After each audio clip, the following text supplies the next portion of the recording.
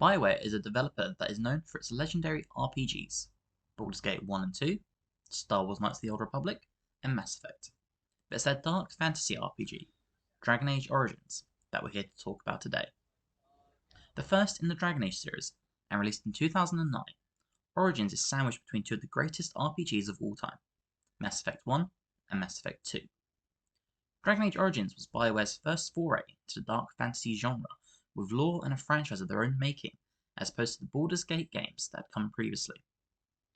Dragon Age Origins is a tactical party-based CRPG with a focus on storytelling, decisions and matters, and characters in the world. Released on PC, Xbox 360, and PS3. With all that being said, what better way to start than with the protagonist? Dragon Age Origins allows you to create a custom character using a number of options. Beginning with the sex of your character, you are then asked to choose a race, either human, elf, or dwarf.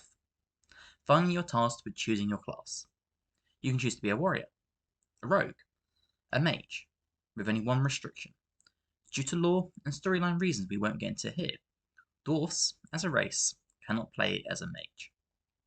Past the general choices, there are a number of sliders to play around with to make a character that is just right for you, including a choice of voice, which will be touched on later in the video.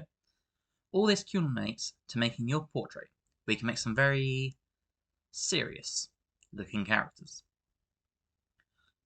The race and class choices you previously made will affect which of the 6 possible origins you'll be playing through, instantly granting that feeling of replayability.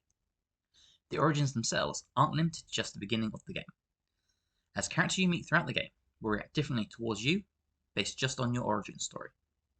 The origins available to you are Human Noble, my preferred and canon choice, Mage, which to reiterate can only be human or elf, City Elf, Dalish Elf, Dwarf Noble, and Dwarf Commoner. Each origin, while played differently, all end the same way, with your character being recruited into the Grey Wardens by Duncan. However, we can learn more about Duncan and the Grey Wardens later in the game. The events of each chosen origin will reveal some elements of later plot points, or characters we will meet further, in some cases meet again later in the game. One character that plays such a role is Arl Brendan Howe, whom unless you play the Human Noble origin, you won't meet or gain insight to his intentions until much later in the game. If me telling you to play the Human Noble isn't good enough selling point, Arl Howe is voiced by Tim Curry. And let's be honest, who doesn't love Tim Curry? I see he's grown into a fine young man. Pleased to see you again, lad. Dragon Age Origins, unlike the later entries to the series, utilises a silent protagonist, something that may be off-putting to new players. In my opinion, the silence allows deeper immersion within a character that you, as the player, have created, especially when coupled with the character creator Dragon Age Origins uses. Dragon Age Origins uses their silent protagonist in a way that makes your choices and dialogue matter. This gives players the power of control, the ability to shape the world to them. Players can create a character of their own good, whether it be good, evil, or somewhere in the murky grey area between. Dragon Age Origins features a rather typical fantasy plotline, filled to the brim with tropes that have been played out across all sorts of media. The impending doom of humanity, the last survivors, moral dilemmas, romance. These have all been done before, but Dragon Age Origins brings a depth to it that gives these tropes a breath of fresh air. Quests aren't two-dimensional. They can be completed in any number of ways, based on how you choose to play your character, your personal preferences, how you choose to immerse yourself. These things allow you to direct your character's moral compass in a way that may even surprise you. One such quest that comes to mind would be the Dalish Elf questline you can start when the game fully opens up to you.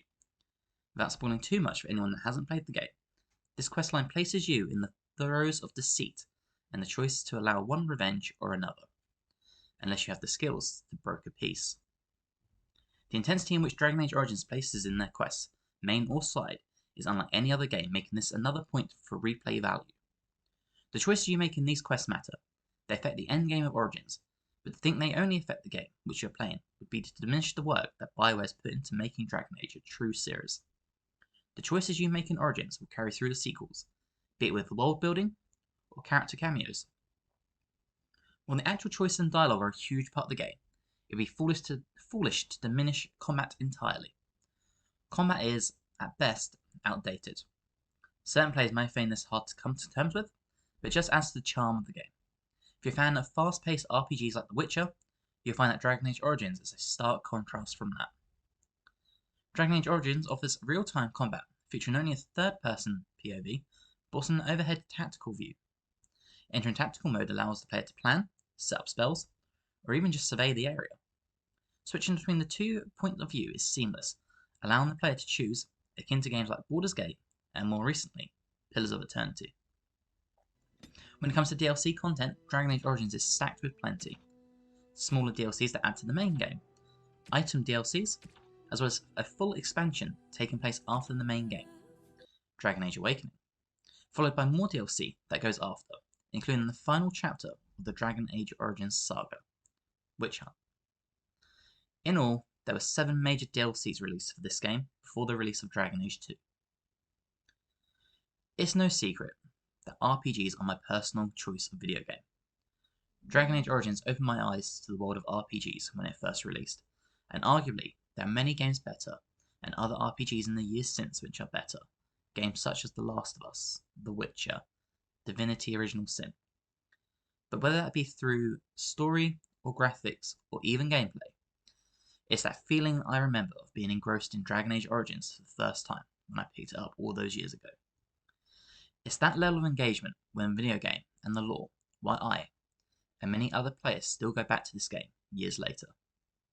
And for that reason alone, you should go and play this game for either the first or the 15th time again.